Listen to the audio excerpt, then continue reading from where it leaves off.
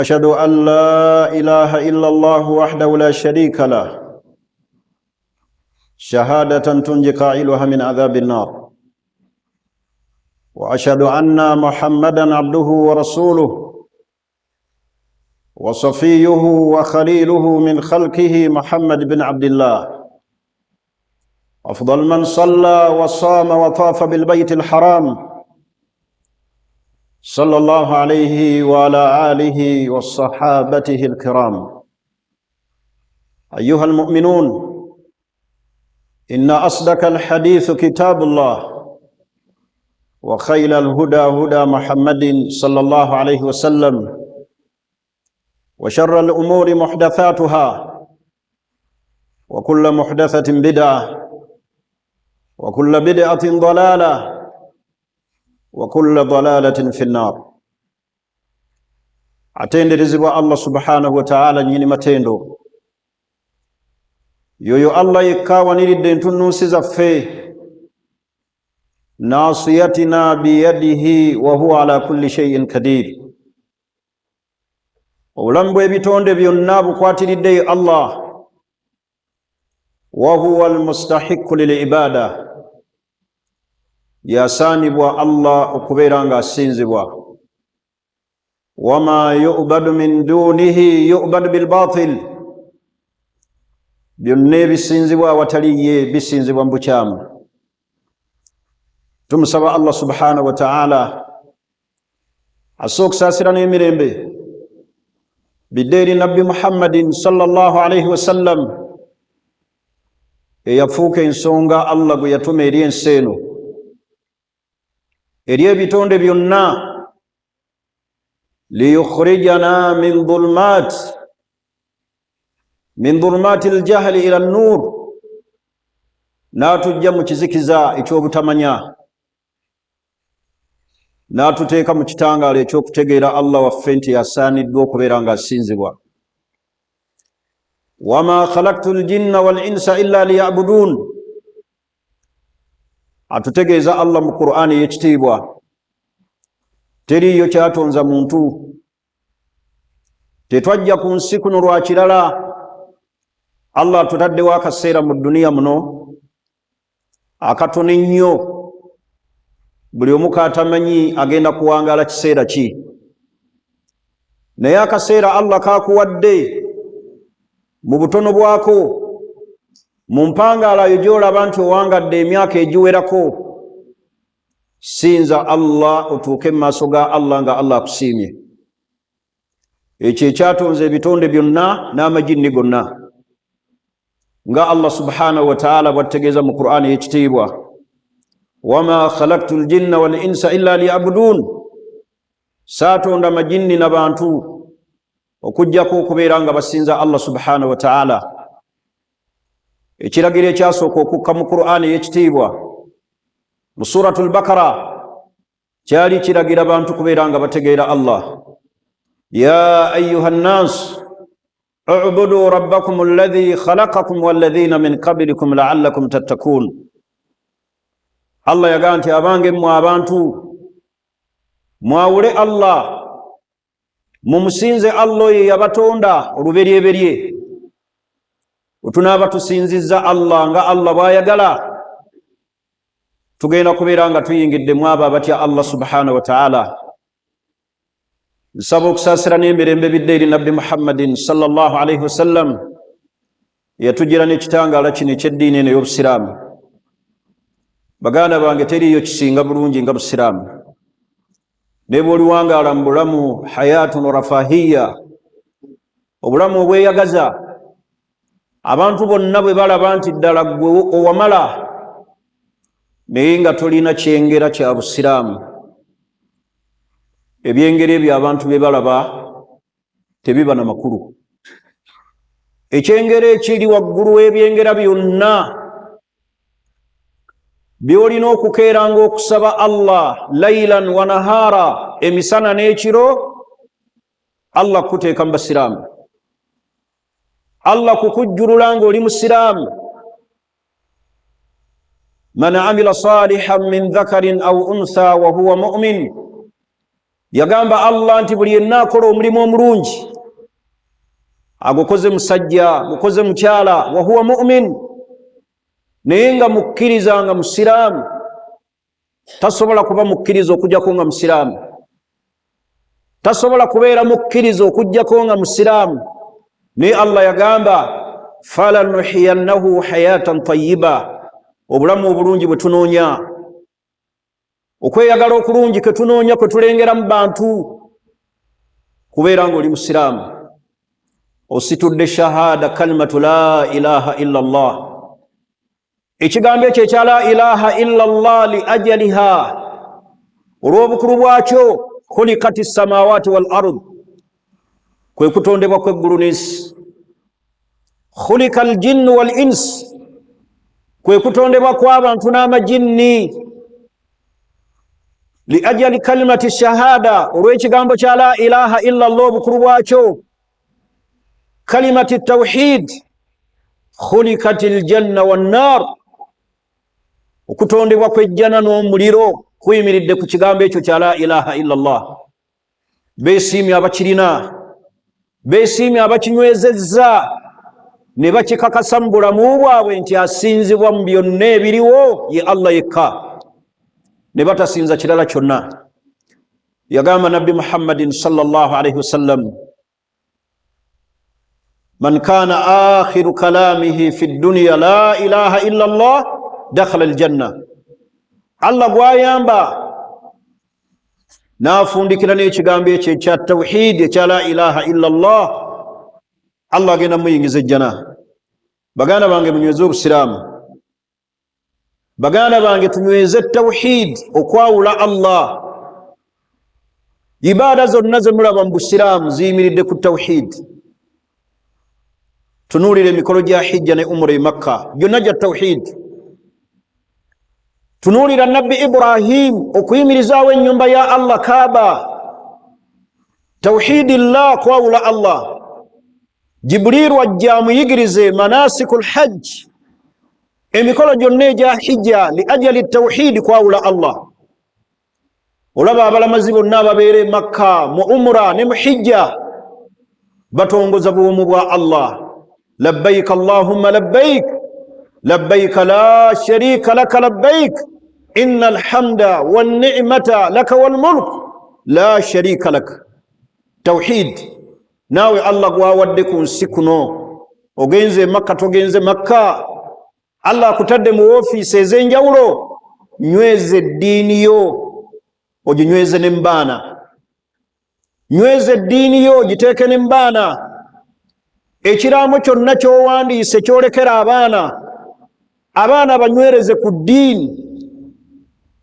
ووصى بها إبراهيم بنيه ويعقوب يا بني إن الله اصطفى لكم الدين فلا تموتن إلا وأنتم مسلمون نبي إبراهيم يكوتي رابانا بين النبي يعقوب okubeera nga banywerera ku busiraamu kye tulina okunywerezaako ezzadde lyaffe n'abantu baffe okusigala nga bali basiraamu bino byonna bimulaba ebitutagaza mu famire abantu ne balwanira ebyobusika oli n'akaayanira emaali bantu butaba mu busiraamu Allah gwawadde obusiraamu aba awangudde edduniya eno n'awangula n'akhira ejjana ya Allah egenda kuyingirwa abo abaafa nga bafudde nga basiraamu empagi zonna ze mulaba ez'obusiraamu ezimanyikiddwa ettaano kunyweza musiraamu kutegeera Allah era empagi ekulembedde mu mpagi zonna mpagi ya shahada ebbiri shahadatu an la ilaha illa Allah okakasa nti Allah yasinzibwa nokakasa nti nabbi Muhammadin sallallahu alayhi wasallam Allah yamutuma okukkirizibwa kw'essola tawhid okukkirizibwa kwa hijjayo muli okusiiba muli okuwa zaka baganda bange tunyweze obusiraamu bwe tunanyweza obusiraamu tugenda kwesiima eri Allah subhanahu wa ta'ala omusiraamu bw'amala okutegeera nti ekyebbeeyi Allah kyamuwadde mu nsi muno nga kyekigenda omuwangaaza mu bulamu buli alhayatul abadiyya obulamu obw'olubeerera obutaliimu kubonaabona obutaliimu ndwadde bwe bulamu bw'ejjana tebuliimu nsaalwa. Obulamu obwo obwejjana bwe bulamu obusembayo, ate tebugenda kukoma. Omusiraamu amala okutegeera nti ekigenda okukola omuwendo gwayingira ejjana lwa busiraamu bwe bwe yanyweza bitende ky'omusiraamu bye yali badde nabyo, afiitinge mu society y'abo abantu abalina shahada abanywezezza la ilaha illallah. Musiraamu takoma bukomi kwambala, takoma bukomi gamba nti musiraamu. Waliwo ebitende ebitendebwa n'omusiraamu. Olwaleero abasiraamu bangi bitugenzeeko. Ekitende kisookera ddala min sifaati lmuslim, ebimu ebiraga nti ddala oyo musiraamu ddala, nga tebatunulidde ani akuzaala, nga tebamaze kutunuulira hijja wakola mmeka. Al aqidatu as-sahiha, kwe kunyweza enzikiriza entuufu. Yagamba Nabbi Muhammadin sallallahu alayhi wasallam, yali aweese omwana omuto sahaba ow'ekitiibwa ayitibwa Ibn Abbas, n'amugamba nti ya gulaamu inni uallimuka kalimat, ngenda kukuyigirizaayo ebigambo. Yali amunywereza ku busiraamu kubeera nga ekitende ekyo akirina. N'amugamba nti ihfadillaha yahfaduka, weekuumire ku Allah, Allah ajja kukukuuma. Baganda bange abanoonya obukuumi, mwekuumire ku Allah. Abanoonya obuwanguzi bw'edduniya n'akhira, mwekuumire ku Allah. Omusiraamu atendebwa n'ekitendo kya kubeera na nzikiriza ntuufu. Abeera atya n'enzikiriza entuufu? Yeekuumidde ku Allah, n'ategeera Allah yamutonda. Kikyamwagaza Allah, Allah ayagala kumusinza. Tagenda muyingiza muliro nga yasinza Allah, tagenda muluyisa mu bbaliro nga yategeera Allah. Ekitende ekisookera ddala okuba nti oli musiraamu, al aqidatun as-sahiha, yenzikiriza entuufu. Tulina abasiraamu bangi ng'amadiini gonna bagabeeramu, ne bajja ne basaala ejjuma, ne bagenda mu night prayer nayo ne basaba, ne bagamba oba oli awo tuyinza okutuuka eri Katonda n'akatyemula nga abaali abatuufu baali bali. Yonna n'agenda ng'akolerayo ibaada, oyo tannaba kunyweza nzikiriza ntuufu mu Allah. Onyweza otya enzikiriza entuufu mu Allah? Ma'rifatullahi bi asma'ihi wa sifatihi, kwe kutegeera Allah ng'otegedde amannya ge n'ebitendo Allah bye yeetenda nabyo. Bajjajjaffe baakola omulimu munene. Amannya ga Allah baagategeera, era ne bategeera amannya ago, ne basobola okutegeera obunene bwa Allah. Abantu b'omulembe guno tetunnaba kutegeera Allah. Ebitusoomooza bingi, ebitujja ku nzikiriza bingi, naye okubeera nga ddala otendebwa n'ekitende ekyokuba nti oli musiraamu, al aqidatu sahiha, tunuulira enzikirizayo. Nabbi n'atugamba nti wa idha sa'alta fas'alillah, bw'oba osaba ebizibu by'edduniya eno n'ebizibu bya akhira, teriyo mulala gw'oyinza kubisaba okujjako Allah. Tofukaamirira biyenje, tofukaamirira bafu, tofukaamirira miti, tosinza nsozi, asaba ye Allah yekka. Wa idha sa'alta fas'alillah, wonika emikono gyo weegayirire Allah akujje mu katuubagiro k'olimu naye ng'osabye Allah. Wa idha sa'alta fas'alillah, yenna asaba asabe Allah. Yagamba Allah mu Qur'ani y'ekitiibwa, wa idha sa'alaka ibadi anni, habaddu bange bakumbuuzaako, fa inni karib, bagambe nti ndi kumpi nnyo, ujibu da'wata da'i idha da'ani, nyanukula okusaba k'oyo yenna abansabye.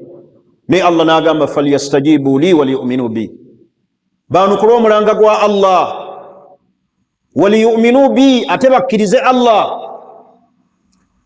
N'olw'ensonga eyo okukuuma enzikiriza mu kusaba Allah, okukuuma enzikiriza mu kusinza Allah mbwomu, ajja kutendebwa nti musiraamu, kaabe musajja, kabeere mukyala, amaze kubeera na nzikiriza ntuufu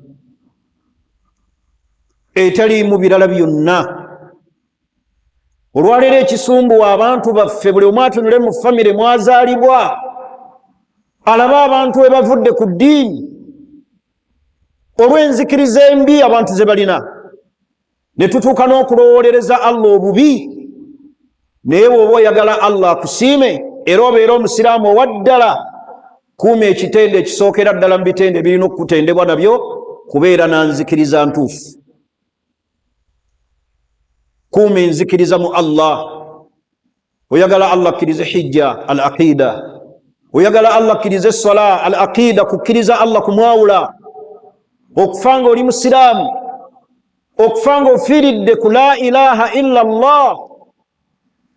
Banne tukisabe nnyo Allah okumanya ekigambo ekyo kyalaga wala nnyo, Allah gwakiteebesa mu dduniya n'amuyamba nako n'afa nakyo, Allah amunyweza ne mu kaseera ak'okuva mu nsi. Yuthabbitu Allahu alladhina amanu bilqawli thabit fil hayati dunya wa fil akhirah. Allah abanyweza nakyo nga bava mu nsi, ne bateeraliikirira baana be balese, ne bateeraliikirira bakyala be balese, ate Allah n'abanyweza nakyo ne mu kabuli. Ekitende ekisookera ddala mu bitende eby'omusiraamu, nga tonnaba kwewaana na linnya lye baakutuuma, nga tonnaba na kwewaana abakuzaala bataano bonna basiraamu, sooka otunuulire enzikiriza yo mu Allah, enzikiriza entuufu. Ekyo ekitende ekisookera ddala. Ekitende ekyokubiri mu bitende omusiraamu byalina okuba nabyo, husnul khuluq, zempisa ennungi. Wama adraka ma husnul khuluq. Mutunuulire olwaleero omulembe we gusiiwusa obutaba na mpisa.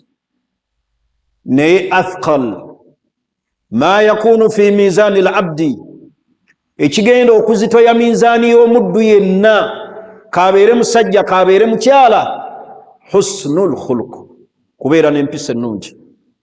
Lakad kaana lakum fi rasulillahi uswatun hasana, mulina ekyokulabirako ekirungi kya nabbi wammwe. Lam yakun mutafahishan, nabbi teyali muwemuzi, nabbi teyali mukolimi, wabula nabbi yatendebwa n'ebitende ebirungi eby'empisa ennungi, amazima ge, enneeyisa ye ennungi mu society. Naye olwaleero enneeyisa yaffe mu society efaanana eti, n'olaba nga buli muntu yenna akukaaba, nga buli muntu yenna abamu babakolimira n'obakolimira olw'enneeyisa embi. Husnul khuluq, empisa ennungi. Olwaleero abavubuka musinga okugamba nti mmwe bangi mu society, naye wallahi abasajja abakulu we batunuulira society y'abavubuka balabira ddala nga future y'eddiini temugirina, olw'empisa embi, olw'okunyoomola abantu abakulu, olw'okunyoomola abantu ababasinga okumanya. Olwaleero abantu abatagambwako, buli omu yeewulira eryanyi. Baganda bange abasiraamu, empisa ennungi ze ziwangaaza omuntu mu society. Empisa ennungi ze zikuwangaaza n'abantu mu bulungi. Ne wagabeera maka nga tegaliimu mpisa, tegasobola kubeera mu mirembe. Naye ate butya society ey'obusiraamu, omusiraamu alina okuba n'empisa. Buli waataba na mpisa tasobola kuwangala mu society. Bingi bigenda mu kyamako, nabbi waffe tumufuule ekyokulabirako ekirungi. Olwaleero abantu abasomye eddiini babeere kyakulabirako eri abalala, mu nneeyisa ennungi, mu nkwata ey'ebintu, okukozesa olulimi olulungi olutaliimu kuvvoola, kubanga ebyo Allah byatubalako. Yagamba nabbi Muhammadin sallallahu alaihi wasallam nga mmaliriza khutuba, yagamba ow'ekitiibwa nabbi Muhammadin sallallahu alaihi wasallam, akmalul mu'minuuna imanan, asinga obujjuvu mbakkiriza, ahsanuhum khuluqa, yo yabasinga okuba n'empisa ennungi. Oweetunula mu booti empisa zo ziyimiridde zite? Enneeyisaayo mu maka efaanana etya? Eri baganda bo abasajja abali wano abaana bammwe be muzadde abawala beesiima senga nfuna omusajja yeeyisanga taata nenfumbirwa omusajja alinga taata neeyisaayo ennungi gyakulabamu eri maama we nga n'omwana omulenzi yeegomba senga nfuna omukyala alinga maama muneeyisa ennungi gyayisaamu taata. Naye nalina omwana omuwala mu ofiisi yagamba ekigambo kyandeeta n'ebiyengeyenge mu maziga nga bafunye obutakkaanya awaka ne kitaawe ne maama waabwe n'atukoga nti sheekhe newe siifumbirwe senga omusajja yenna nzigira nga yeeyisanga taata newe naawangala ku nsi nga sifumbiddwa ng'enneeyisaayo eri kitaawe ndala nnyo gyayisaamu maama we. Baganda bange empisa ennungi abaana baffe abo be tuzadde batukoppako empisa ababo bakukoppako ki? Abaana baffe batukoppako empisa abaana baffe batukoppako ki? Olwaleero kyalibadde kya muwendo abaana baffe society ento omugigi omuto okukoppa empisa ennungi eri abawalimu baabwe ababasomesa eddiini. Naye abantu ne batuuka ku level nga n'abawalimu babeekokkola olw'enneeyisa embi olw'empisa embi. Baganda bange husnul khuluq empisa ennungi tuzikuume bebimu ku bitendebwa n'omusiraamu omukkiriza. Aqulu qawli hadha wastaghfirullah li wa lakum wa li jami'il muslimina wal muslimat min kulli dhanbi fastaghfiruhu wa atubu ilayhi innahu huwal barru wa huwa tawwabul karim.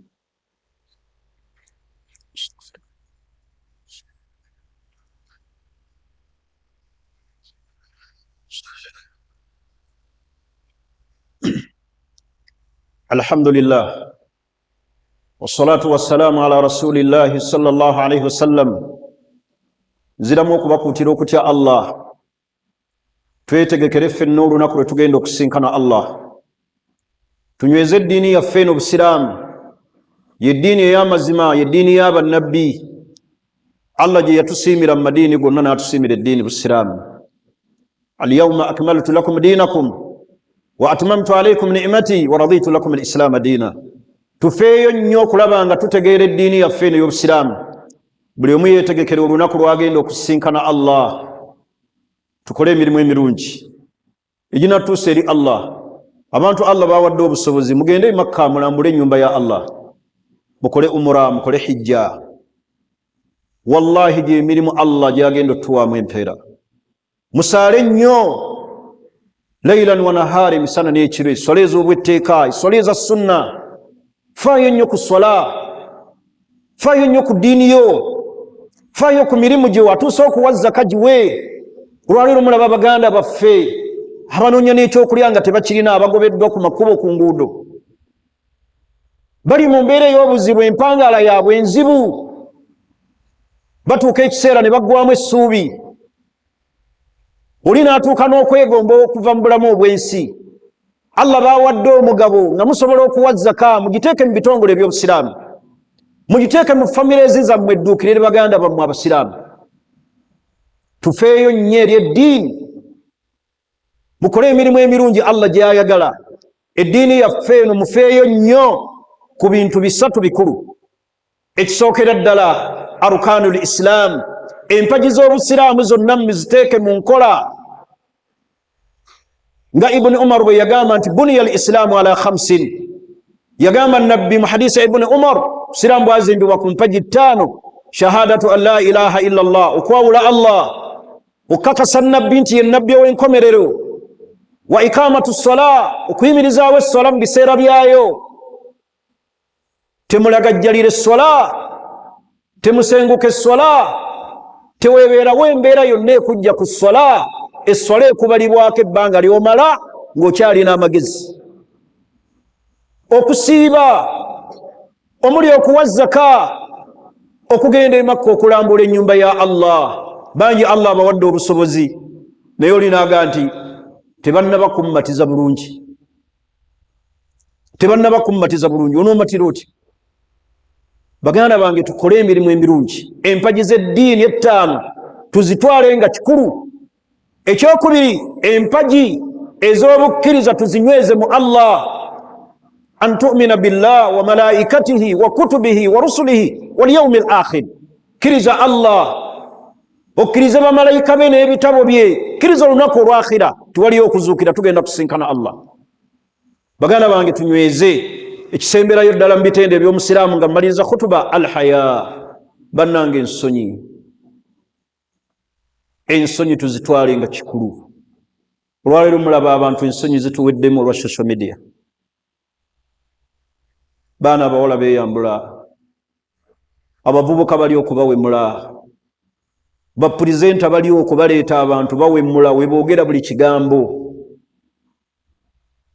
Kunoonya content sente ezo ezifunibwa mu haramu, bantu bagenda kubeera batya mu maaso ga Allah ng'ensi Allah agizingako. Buli n'aleeta omuntu omuwemuzi. Baganda bange ensonyi, alhayau min aliman, ensonyi za mu bukkiriza. Abantu abatakwatibwako nsonyi baabaki? Baganda bange ensonyi kikulu, tuzitwale nga kikulu. Bwe zikuvaamu ensonyi, fa idha lam tastahi fasna ma shi'ta, buli yenna atali nsonyi akola buli kyonna kyasanze kyalaba. Tubeere n'ensonyi, tutegeere nti tugenda kusinkana Allah subhanahu wa ta'ala. Inna Allaha malaikatahu yusalluna ala nabi ya ayyuhalladhina amanu sallu alayhi wa sallimu taslima. Allahumma salli ala Muhammadin wa ala ali Muhammad kama sallaita ala Ibrahim wa ala ali Ibrahim innaka Hamidul Majid. Warḍa Allahumma an arba'atil khulafa'il mahdiyyin hum Abu Bakr wa Umar wa Uthman wa Ali wa jami'i sahabati ridwanullahi alayhim ajma'in. Allahumma izz al-islam wal muslimin wa adhill ash-shirka wal mushrikin wa dammir a'da'ana wa da'a ad-din. Allahumma ati nufusana taqwaha wa zakkiha anta khayru man zakkaha anta waliyuha wa mawlaha. Allahumma kama jama'tana fi hadha al-masjid fajama'na fi jannatika al-firdaus innaka waliyyu dhalika wal qadiru alayk. Wa sallallahu wa sallam walhamdulillahi rabbil alamin.